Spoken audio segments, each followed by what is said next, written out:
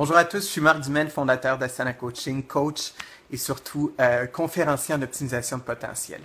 Écoutez, j'ai envie de vous partager, après 2500 heures de pratique chez Asana, quelque chose qui, pour moi, est fondamental dans l'atteinte de nos objectifs. C'est quelque chose qu'on ne parle pas souvent et c'est le pouvoir des mots.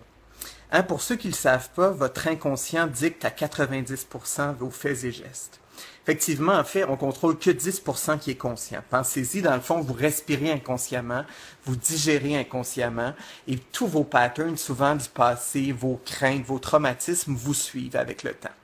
Fait que dans le fond, ce qu'on fait, c'est qu'on part de notre réalité et puis on disjoncte un peu tout ça, puis on teinte nos perceptions, on teinte nos croyances et surtout, on utilise souvent les mauvais mots pour nous emmener aux mauvais endroits.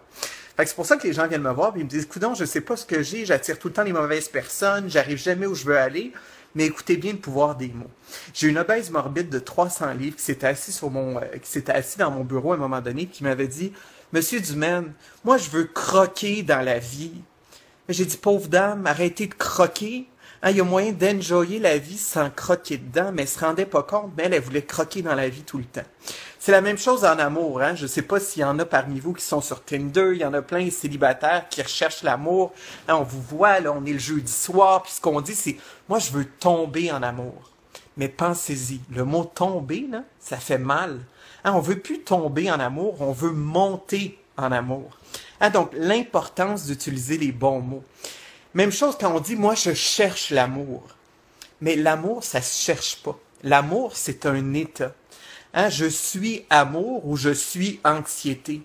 Mais je cherche pas. Si l'amour existait en quelque part, on l'écrirait, on le mettrait sur une map, mais l'amour ne se cherche pas. L'amour se vit. Donc, plus je suis amour, plus j'attire l'amour. Plus je suis dans mon anxiété, dans ma colère, plus j'attire la colère. Même chose avec les termes comme « Bah, ça va passer. Il n'y en aura pas de facile. » Et ça, notre inconscient, on fait que le programmer vers le négatif.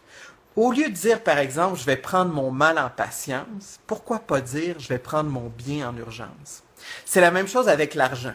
On a tout le temps un sentiment de pauvreté, souvent. Les gens disent, bah, tu vois, ça marche jamais. Puis...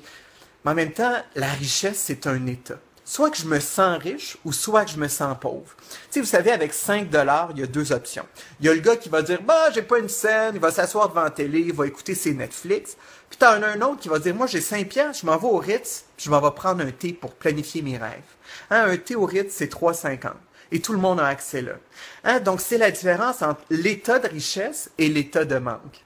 Moi, ce que je vois beaucoup dans mon bureau, c'est des gens qui me disent, ben là, je manque d'argent, je manque de confiance, je manque de temps, je manque de... Mais c'est sûr que plus vous connectez au manque, plus vous attirez le manque. Finalement, un mot que j'entends souvent, et toute ma clientèle est au courant que je ne tolère pas ce mot-là dans mon bureau, c'est le mot « travail ». Savez-vous que l'étymologie du mot « travail », c'est « souffrir ». Fait c'est rendu que tout le monde me dit, ben là, on travaille sur soi, on travaille notre estime, on travaille pour avoir un enfant, on travaille les rénaux de notre maison, on fait de l'overtime, on travaille sur l'éducation de nos enfants. Et réalisez-vous qu'aujourd'hui, tout le monde est épuisé. Tout le monde est sur des pilules, tout le monde fait de l'anxiété, il y a des burn-out à outrance, mais c'est qu'on travaille trop. On n'a pas besoin de travailler autant. Moi, quand on vient me voir, en fait, je dis pas que c'est un travail sur soi, c'est pas de travailler sur soi, au contraire, je suis en train de me découvrir, je suis en train d'innover, je suis en train d'aller au plus profond de mes rêves, je suis en train de mettre en place des solutions, mais pas du travail. Donc, ma vidéo, c'est vraiment pour vous conscientiser au fait que les mots que vous utilisez créent votre réalité. Donc, soyez vigilants. Au lieu de vous traiter de con, vous traiter de conne, au lieu de constamment vous juger, apprenez à vous traiter avec bienveillance. Apprenez à utiliser les bons mots, ça va faire toute la différence. Et à ce moment-là, les changements se mettent à arriver. Pourquoi? Parce que votre inconscient commence à capter le positif, commence à capter les bons mots. Dernier exemple, en fait, j'ai une cliente qui avait un cancer, puis plutôt que de dire qu'elle était malade, elle disait « je suis vivante, mais j'ai un cancer ». Donc, l'importance des mots, de connecter dans tout ce qui vivait en nous, plutôt que de connecté à ce qui va mal. Puis souvent, ce qui va mal, c'est 2% de votre vie. Il y a un 98% qui va bien. Donc, utilisez les bons mots. C'est tellement important. C'est la base de tout. Et je vous le dis, à partir de ce moment-là, tout va se mettre à changer. Donc, j'espère que cette capsule vous rejoint. Pour plus d'informations sur mes services, vous pouvez aller sur asanacoaching.com et soyez vigilants. Puis moi, j'ai envie de vous dire que tout est parfait. À bientôt. Ciao.